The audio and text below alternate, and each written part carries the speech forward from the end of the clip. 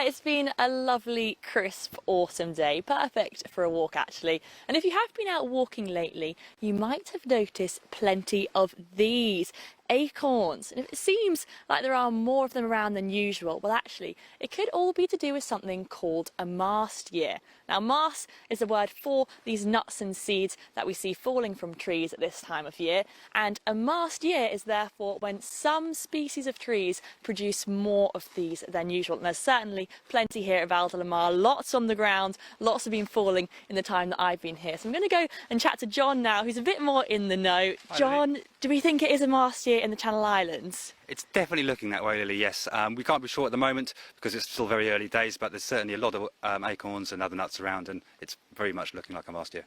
Yeah, lots here. Why does a mast year occur in nature? Well, it's essentially a neat evolutionary trick to ensure continuation of the species. It'll overwhelm, just producing loads and loads of seeds compared to normal, which is completely out of kilter with previous years, which means that there's plenty left over to grow as trees.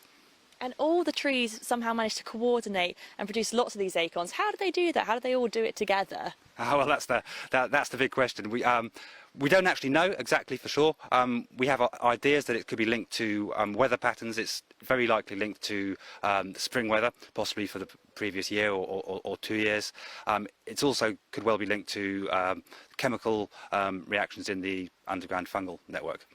Amazing. Well, it's a fantastic feat of nature, and if you are out and about on your walks, maybe keep an eye out for these acorns. You now know a little bit more about what could be the cause behind seeing so many. It could indeed be a mast year, and we've got some good weather coming up for walking. Let's get all the details now.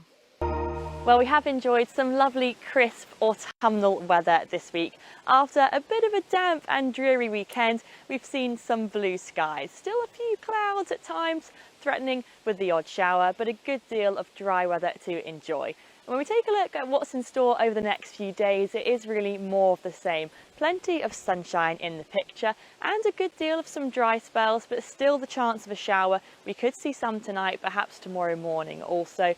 It is also feeling a little bit fresher this week. Temperatures a few degrees cooler than the average for the time of year. And the reason for that, when we take a look at this next chart, we can see it's all to do with the northeasterly wind direction. That is feeding in cooler air. So that's the reason behind the slight drop off in our temperatures this week, perhaps why you might be needing an extra layer when you are walking out and about.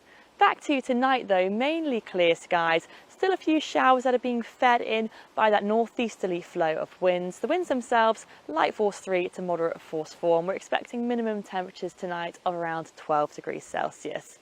Into tomorrow then, some of those showers could linger first thing, but it should soon be drying up. So tomorrow, really a similar picture to what we've had today. A good deal of sunshine throughout the middle part of the day.